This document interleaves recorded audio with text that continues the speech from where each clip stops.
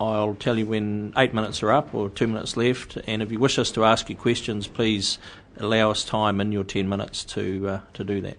Very useful. So, good morning and welcome. Thank you, Mr. Chairman. It's great to be here today, and it's great to have the opportunity to be heard. Obviously, I don't have a vested interest in the Ruataniwha, but at the end of the day, I'm a member of the Hawke's Bay community, as are my children and family. So at the end of the day, I have a huge interest in the future of the Hawke's Bay. I personally support the proposed development, and the reasons are quite simple, as they're outlaid there. We've really run short of schemes in terms of and ignored strategic advantage in the Hawke's Bay in the past. We're going to have wind farms. We went in such a prolonged process it didn't happen. As a community, we're quite inexperienced in terms of water. We've got a lot to learn. We need a lot of leadership. If this project's up in the South Island, the governance committee and everything, hugely experienced, huge, deep. The community understands water. The community understands the utilisation of water. Different proposition and a lot easier to lead forward. It's made it quite a hurdle. There's obviously significant benefits, which no doubt you've heard about, the quality and the quantity and the ability to have more water stored. And it won't just be in terms of the Ruataniwha, there'll be a huge amount of on-farm or on land investment too in terms of storage, as we see around particularly the Canterbury Plains and other areas in New Zealand. That'll happen. The thing I'd say in terms of the nutrient management, which has been I guess one of the big bugbears in terms of the consent, there's huge advances in nutrient management. If we look at the regen software that's just coming out now and being managed on the number 4 dairy at Massey particularly, NEC have developed a program there and support there whereby you can pretty well minimise the nutrient discharge or minimise the nutrient input. I think the other thing that's happening on nutrients not to lose sight of is there's a real widespread awakening to their value. And it's been beyond time because they always have had that value. There is no difference around what value they've got now to what they had in the past. But at the end of the day, on farm and for farm utilisation, nutrients cost money to bring in. If they're there already and they can be utilised better, then they're better off utilised for what's on farm. I guess one of the things that's really overlooked is the recreation benefits for the community. If you look around Ashburton, particularly in the Hood project and things like that, there's been huge recreation spill-off, and it's mainly actually the community that's benefited far more than the land or the land-based industries. So I think, as a community, it's growing. And one of the things that's saddened me, I think, over, many years probably, is I formerly farmed in Dannevirke, so originally now I'm to the north. But at the end of the day, we've seen a huge deterioration in that community in a aspect of deprivation coming in, because there's a lot of natural resources that can be well utilised, but there's a lot more conservatism in the way they're utilised and a real lack in infrastructural investment there. And that's come for a whole lot of historic reasons, which we can't go into here, but it's a little bit of history. In the South Island, you didn't see that. If we looked at the South Island high country and you hadn't applied water to it, we wouldn't have high country farmers anymore. The modern high country farmer has a water scheme because they can finish stock. It's not a dairy farmer, it's somebody finishing stock and utilising a small portion of their property to finish it. The water's expensive here, but then there's ways of using that too. I think at the end of the day, it's a modern form of investment. It's a challenge for us all as a community. We have to get our minds around it. And I think we've got an unusual mix in the community in that there's no history of projects like this, which would make it a lot easier. So I think, Mr. Chairman, I've pretty well added what I can add. It's all pretty well laid out. I'm quite welcome to questions and open on it. I've seen a lot of these schemes and I'm quite happy to ask questions. Thank you, Mr. Harris. Questions? Councillor Scott. Thank you, Mr. Harris, and thank you for attending some of the sessions that we had on this too. Do you think this council is in a position at this stage to make a decision, condition precedent? I think it's easy to step back and not make a decision. Sometimes you've got to take the hard decisions in life, and sometimes they provide huge benefits. I think it's a strange investment decision for our community because it's beyond what we've had before. So as a result, it makes it really hard for the community to see the outcomes. And the figures have been quoted back at me. I guess one of the other presenters I see, Mr. Sutton, one evening at a session, he quoted those figures back to me. If they're the true figures, that's light. That's a third of what I pay in rates. I think you talked about per ratepayer. That's light. It's not a heavy investment. It's a big ask for the community because they can't see the outcome. And it's a challenging outcome because the outcomes are not just a single benefit, they're multiple benefits. And it's really hard to weight those benefits up. You have to have been through it to see just what the outcomes are going to be.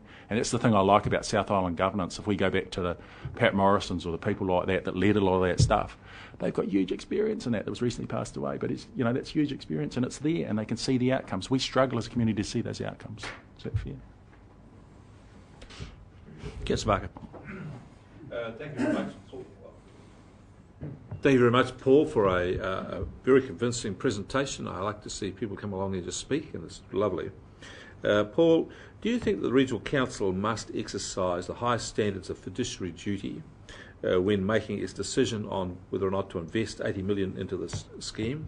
And that includes having access to the business case, which is complete in every detail, and be able to see for ourselves that the conditions precedent are met. For example, that we can see that the 40 million cubic metres of water is unconditional for those who are going to purchase and unconditional from the scheme that's going to supply. Thank you. Good question. I think, yep, I can answer all those aspects. I think, of course, any governing body has a fiduciary responsibility to the citizens they represent. I don't doubt that at all. But unfortunately, sometimes when you're exercising that, it's easy to err on the caution of what your value system says and not what thinking down the track of a fiduciary duty to what a more modern value system would say in a different community. It's part of an investment challenge, is hurdling those personal barriers to see what's actually best for people in the long run that they might not realise what's best. So that's the first part of the question. The second part of the question is, unfortunately, going into any investment project's a dark tunnel, whether we like it or not, and often till you get in there you can't switch the light on. I'd be two parts of your question that have concerned me right along. I've always worried that this has been very expensive for water, but what I've seen in water is that the utilisation and the efficiency of that's come up 100% in the last 7 years. You know, it used to take a tonne of water to produce a kilo of milk solids, now it's about 400 kilos, and that's only getting better every day, Councillor Barker. It's only improving. So I can see that sometimes when, it's going to take a long period for this construction to occur, I can see that the uptake will occur as people change. The thing not to lose sight of in this is if we look at any history around New Zealand of water projects, or even Tasmania and closer at home, similar value systems, the uptake is in fact usually through a change of ownership of that land within 3 years of the scheme coming in. So that's usually what occurs. Okay, so that uptake's there. The other part of your question about construction costs, I'm not an engineer, but I've seen, and I have to do a lot of projects obviously in terms of my own capacity.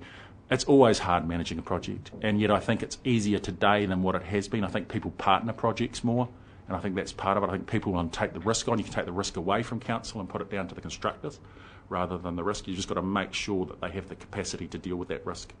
So that's dissipating the risk rather than actually taking the risk on board to the community. I think that's actually a lot easier than it's ever been. Yep. Okay. Is that fair? Thank you. Thank you. Councillor Balfour, then Councillor Graham. One of the conditions precedent had to do with a workable environmental regime. And you seem to be expressing a lot of confidence in technology and new practices that would provide the ability to manage within that regime. On the other hand, the HBRC is circulating analyses that basically say it's impossible to operate under that regime. Should I believe you or should I believe them? Good question, Tom. Thank you for that question. Believe me, of course, Tom. To answer that question on a more serious note, there's a whole lot of technology that's taking off. I only saw that regen stuff on Friday, and that was at the field days, and I was really only motivated to go and look at it because of coming and talking here today. And I watched the work they'd done there on the number 4 dairy. Just what I've seen, I was really shocked when I first used to go to Ashburton 7-8 years ago, and I looked down there and a tonne of water to produce a kilo of milk solids. I thought, this is not sustainable. And I go there now and quite quickly they're down to 400 to a kilo, and I can see 300 to 200 coming. Technology does this, and one thing I'd say compared to you and my generation, the younger generation just runs with it like that, and we need real innovation around agriculture in terms of bringing those younger generation on board. They're far better at meeting strict environment compliance. They accept compliance, whereas perhaps the older generation ahead of me, but wary on compliance, whereas the younger ones behind me are quite comfortable in compliance. They're quite comfortable with set of conditions. They can think their way around them. They're taught to think.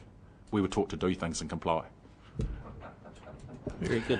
Councillor Graham. Yeah, thank you. I also appreciate your comments around that technology growth, because I 100% agree with that. There's just a couple of things I'd like to ask you. You mentioned that we didn't have a great understanding of water as they do in South Island. Do you think my first question is, do you think the growers in Twyford don't really understand water? And my second question is, you mentioned governance and leadership. Are you concerned that the Regional Council in Canterbury does not have an elective governance body anymore? Yeah, I don't want to comment on the democracy in Canterbury too much. It's something Canterbury's got a lot of serious issues they have to deal with, and I think it's a challenge that any community under that, and I think you'd see anyone stressed. Growers in Twyford, a lot of them, I've got a neighbour that's a grower in Twyford, I suppose, in Tutera, who lives in Tutera. I think they have been remiss in turning to use better technology for use of water. I think the utilisation could be better. I think the efficiency could be better. Thank you. Thank you. Thank you, Mr Chairman. Thank you, Councillor. Thank you for giving us plenty of time for questions. It's much appreciated.